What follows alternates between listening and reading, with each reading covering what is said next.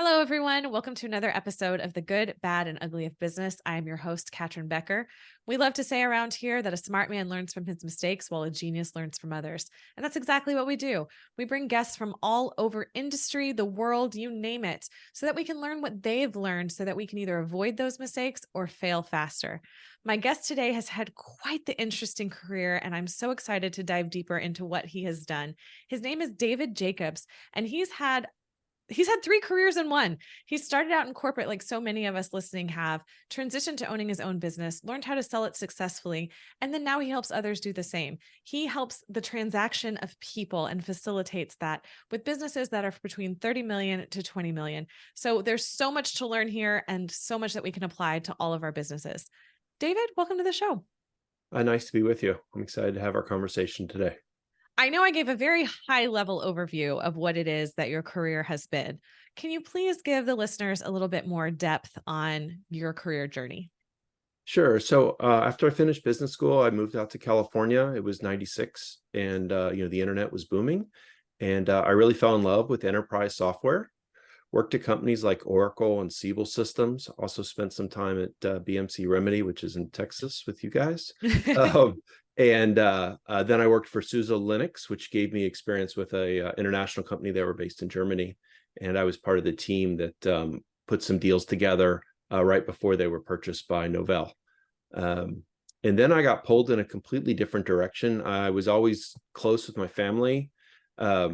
But my father got sick and he had a print brokerage business where he worked with 4 printers and had a staff of 5 and had always made a nice living from it and was supporting my mother and sisters. And he got sick and somebody needed to take that over and run it. So I said I would do it. Seemed to be a good transition in my life with a new family.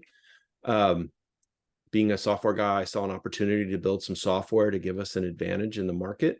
And it worked. We grew fairly large. I had 35 people working on the team at one point, and we became the 3rd largest print broker in the country. Oh, We wow. sold catalogs. So it's printing. Most people think of like graphic design and creativity. It's really custom manufacturing at that scale. So, we would Sure. do a truckload full of paper, and the printing business is, which I didn't know at the time, it's really interesting. And at the time, it employed more people than making cars in the United States. So it's just a huge part of Wow. the economy. Yeah. And, with the equipment so specialized, kind of knowing how to navigate that business was our real advantage. And that's what the software did. So you could put in a set of specs that a graphic designer would give you, the person doing your catalog design work, and it would tell you who in the country had all the right equipment in-house that could produce it cost effectively. Mm, And then we were running so many quotations through, we could see who was discounting wow. because printing is a fixed cost business and they have to be full. If the presses aren't running, you're not making money, you're losing money. Mm. So we would see who was discounting and could move volume toward their plants. And that's how we grew. And It's yeah, such it a, was I, fun. I, I apologize for interrupting, but it's such a funny concept to think about, like, the catalog, the Sears catalog, right? That just shows up in your mailbox. How many humans worked to make that catalog a reality? Oh, it's incredible. And just the design of getting that, not even physically putting the ink on the paper, but having that page designed where the way it is, it's probably 5 or 6 hours of human labor just per page. And you Per think of a page. book, yeah, with hundreds of pages. And that probably doesn't even include like the person who took the pictures to No, put them in the book. no, it's so labor intensive, which, it's no wonder that people moved online. And also, once you produce that design and generate the PDF and send it off to the printer, that page is done. Like Mm. you can't change anything without reprinting that whole book. Oh my And, gosh. our customers were um, mostly distributors and small manufacturers. And, the price of copper changes. So now the price of the copper pipes have to change, but you just printed the book last week. Those prices are out of date. You got to wait a whole nother year to produce a new book. And, printing it's a physical thing. You have to put it in a truck, you have to ship it, and you have to mail it to your customer. It was so expensive that, our customers' budgets were going more and more online. And while it was not good for my business, I would have made the same decision if I were in their Sure. shoes. That's when I realized, like, this business is just not going to last for me.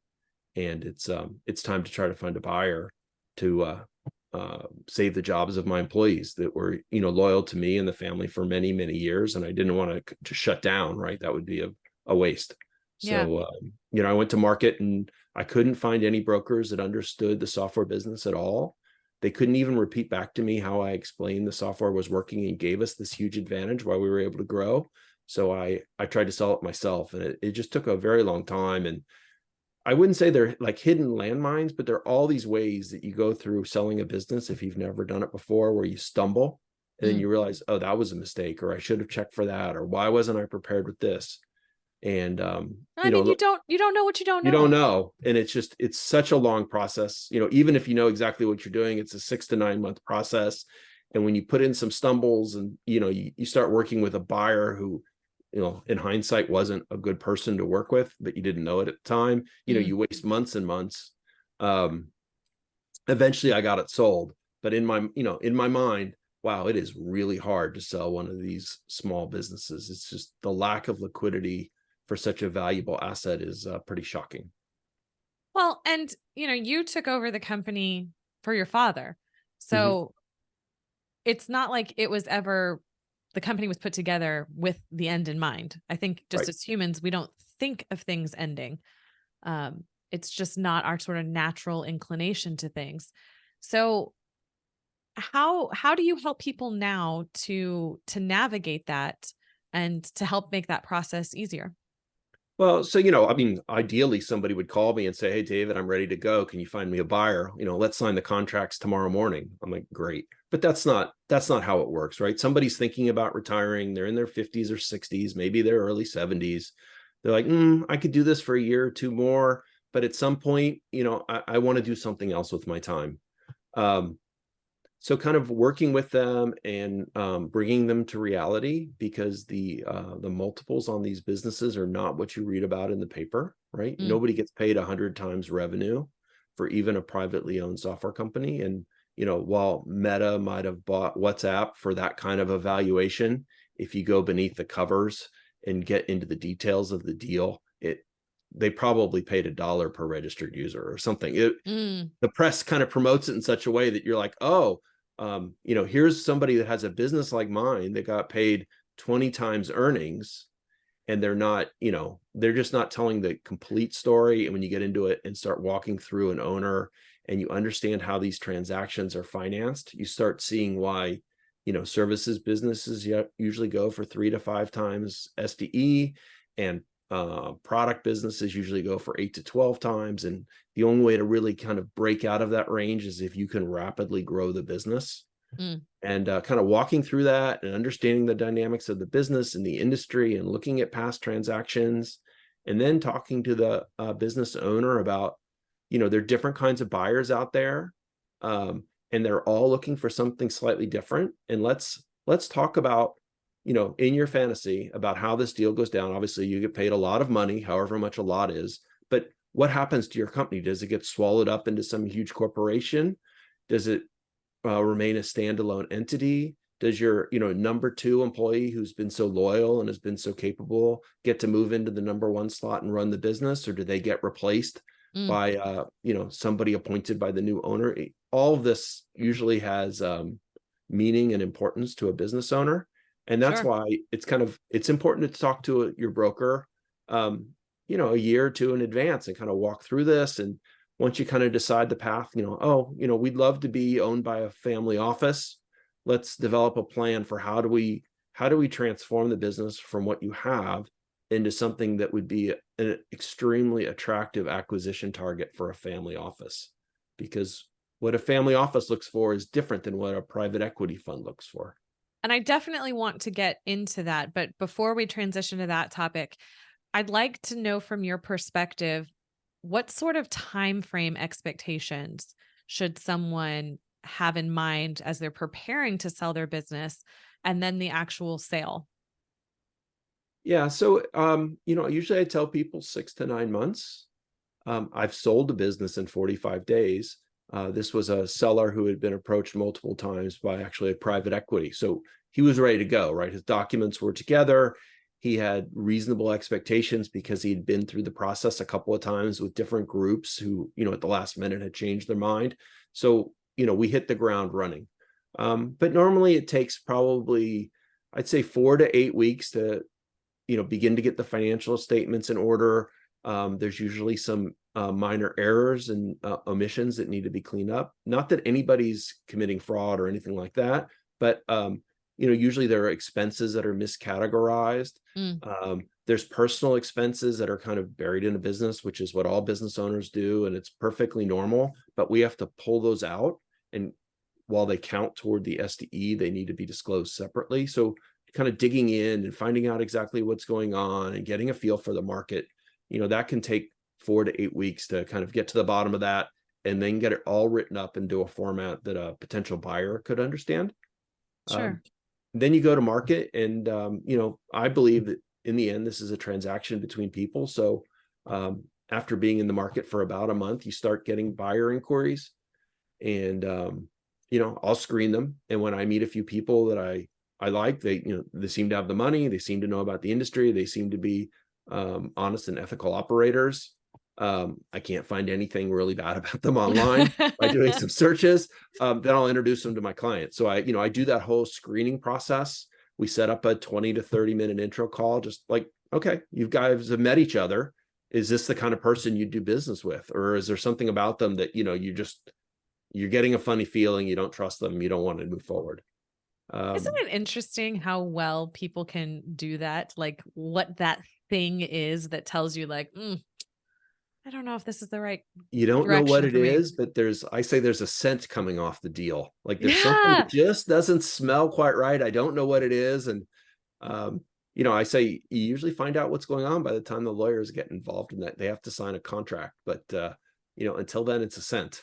And And it must be so beneficial for the business owners to have you with your experience beside them, because maybe they're getting, that scent, right?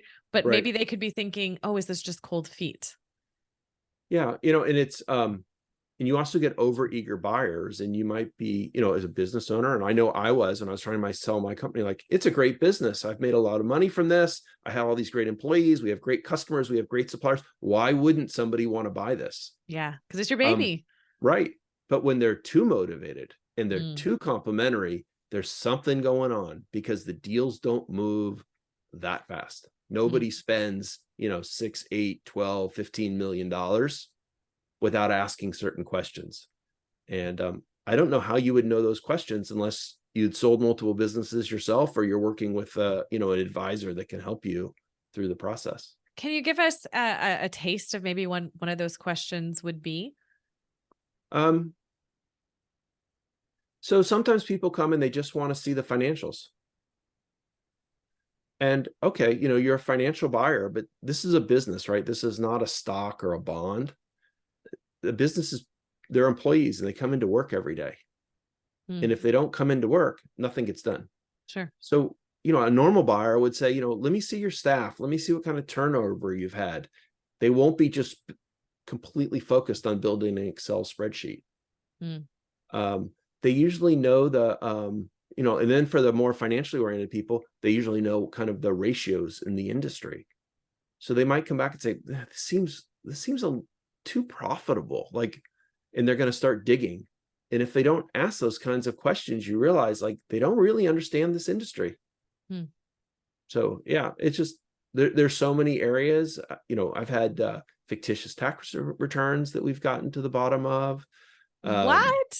Yeah, just a seller had, oh, and then the excuse was, oh, well, we amended them. I just didn't send it to you. I'm like, oh, okay, yeah, right. We're done. Yeah, exactly. We're done. Um, Thanks for yeah, playing. just there's all kinds of ways. People will come and they'll, no, not to pick on Nigeria, but they're a prince in Nigeria, and they just want to see the business tax returns, and they're ready to make an offer. Well, they don't want to see the business tax returns. They want to pick up the social security numbers and the EIN numbers off these documents. Oh my gosh. And if you haven't been through it, you don't know. You have to redact those. Yeah. So there's a million little things like this that they come up. Well, And and it seems like scammers are getting so sophisticated these days. they are. I know that there was one thing that went out that it was spelled the exact same way. And I think for the letter A, they used the Cyrillic alphabet Okay. for the letter A. So when Okay. your brain's reading it, it doesn't notice that it's a different font because it's Right. so similar. And like I had someone post it like on social media saying, can you tell the difference? And I was like, I'm a smart person and I'm not quite sure what the difference is Yeah. until someone pointed it out. Yeah. So I think just I don't claim to have any superpowers, but the more you go through these deals, the more you know kind of what a normal deal that actually closes looks like and feels like, and how these buyers behave. And that kind of experience it's hard to replace. Oh, that makes sense. I mean, and for the average business owner, they probably only sell a business once, maybe twice in their life. So it's not something that you really build up a wealth of Right. experience to pull from. If you're lucky, you get to do it once. Yeah. Okay, let's circle back then Okay. to the difference between a family office and private equity or a PE firm. Right. And again, because it's unless you're in that world, it's something that most people aren't familiar with. So I'd love to hear um, how you think of it and how you explain it to your clients. So a private equity firm is really a short-term buyer. They're going to flip it. And their holding period, it might be 3 years, it might be 7 years.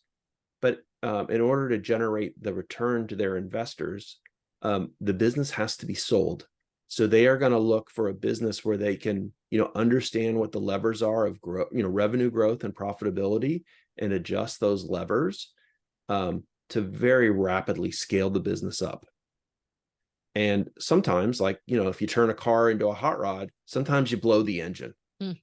And then the private equity firm will walk away. Like, that's the end of it.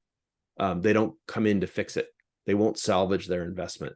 So you have to have a certain kind of business. And about half my clients are software companies. So these are, the software companies can be grown very quickly because there's no physical goods being shipped around, and there's not a lot of services. So you don't have to hire, hundreds of people very quickly and train them. But you got to understand what the private equity firm's going to do. On the other hand, a family office is really content to build a business up to critical size and then just live off the dividends and distributions. So they Mm. are a long-term holder. They don't require the exit. If they buy a business for $10 million, they'll try to build it up, and maybe they'll want to pull out $2 million a year in dividends, and they'll let that run for 20 years. Which makes sense too. I mean, I can Right. see the pros and cons for both. And I think it's important that a business owner has someone like you where you can guide them through the pros and cons and say which one, is going to be Mm-hmm. the right fit for this business.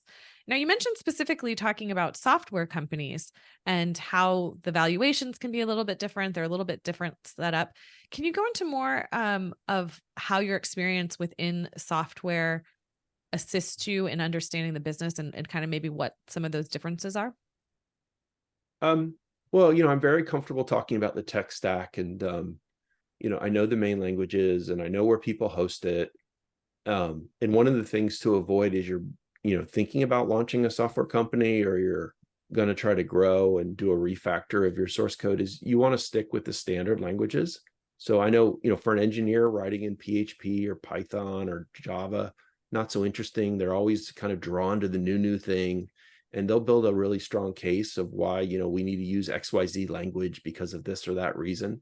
But these are short-term decisions, and business buyers don't like those obscure languages because there's not a huge pool of talent out there Mm. to support and grow the application should the revenue really take off, right? So, building it in Python, where there's, I don't know, 5 million engineers around the world that are Yeah.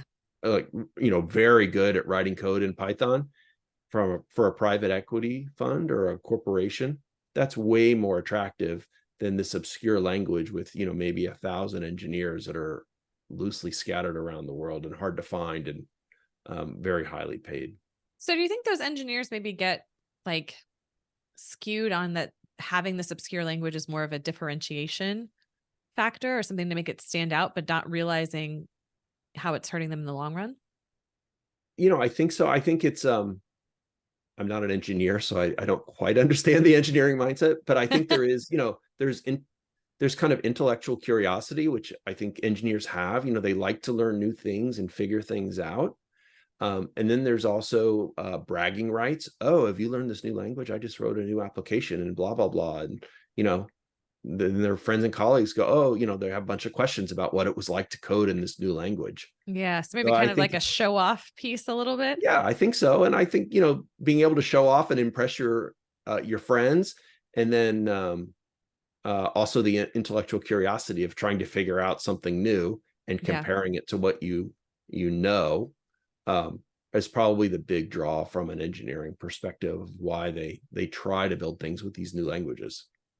And my background's in engineering, not in software Okay. engineering, but I love how you described kind of, distilling down the essence of engineers, because even though my degree in engineering is completely different from software, you hit the nail on the head on how I feel about being able to figure things out and that intellectual curiosity. So, you might not be one yourself, but obviously, the personality factors pretty well. Well, I wish I could, but I'd be mediocre at best at engineering. So it's not my thing, but it's an interesting way to earn a living and make a career, I think.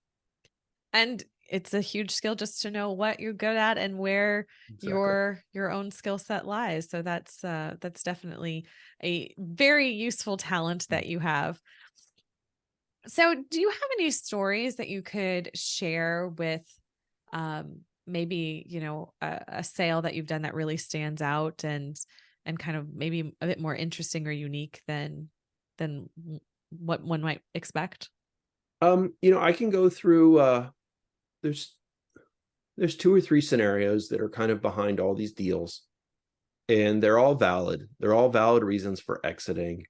And I think kind of knowing kind of what bucket you fall into and what your life goals, because I believe that owning a business fits into a lifestyle choice as opposed to the lifestyle choice flowing from a business.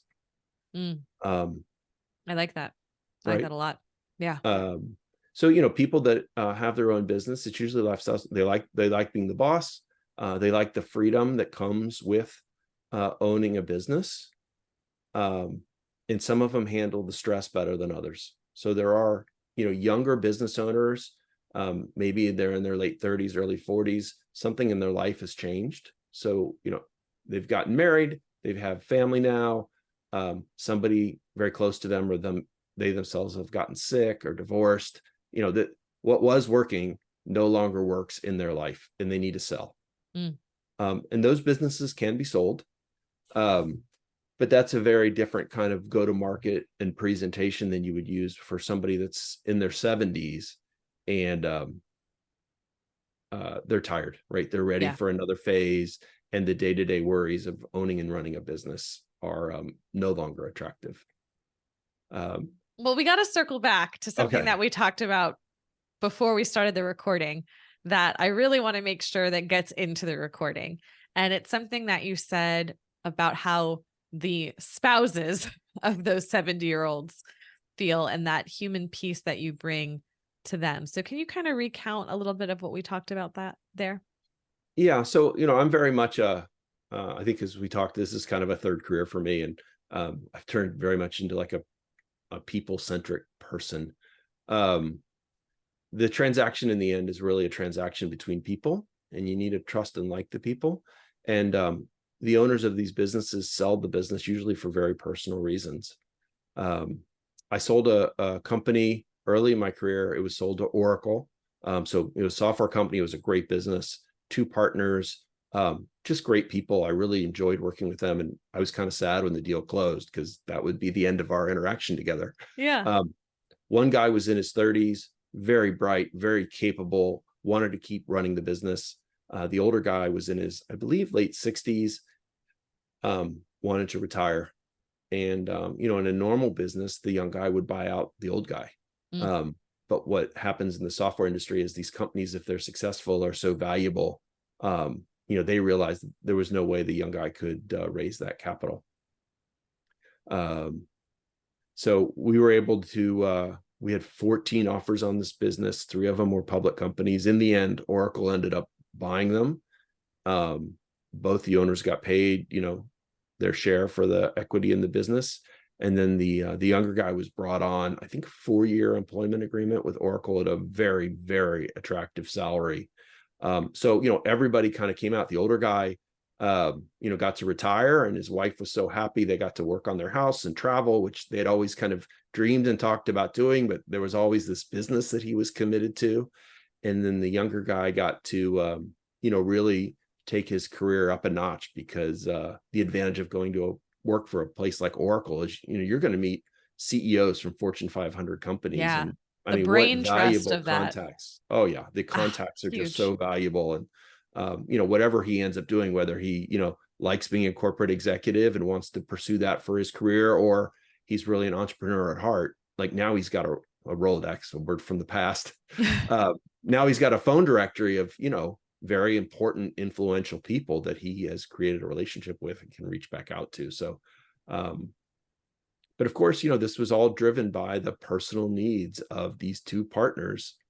And that's what I believe is kind of behind all these deals. I sold a group mental health practice where the owner was in his 40s and just tired of the responsibility of running a business day to day, and knew he needed to make a change.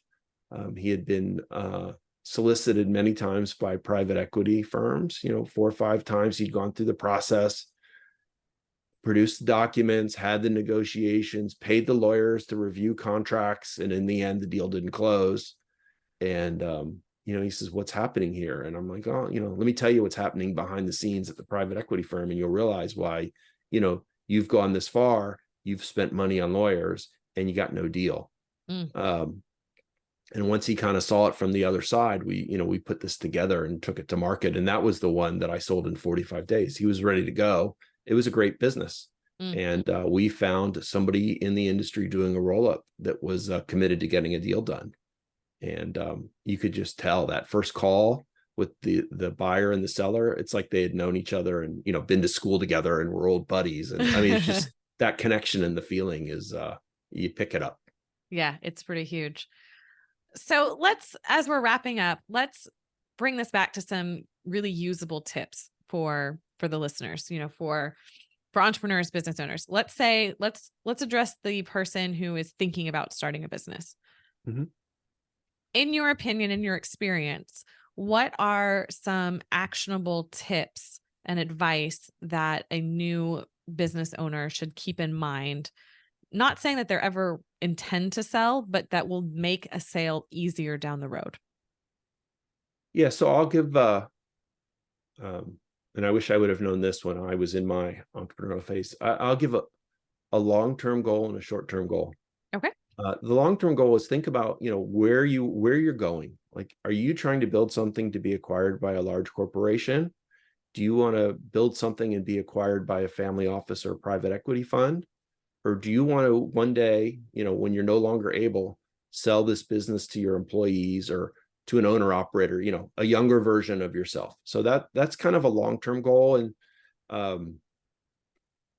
if you know where you're going, the path there is usually easier than not knowing where your destination is. Right. And then I would say the short-term goal is flip the whole business on its head, because while you might read in the paper that somebody sold some business for, I don't know, $100 million with no paying customers, that doesn't happen day in and day out. Businesses get sold based upon their financial performance. So by flipping it on the head, a lot of people think really hard about their product and they think about the customers later. And I would flip it around and say, who are my customers? And this is, who do I like talking to? Who am I able to convince to sign a contract? Who has money?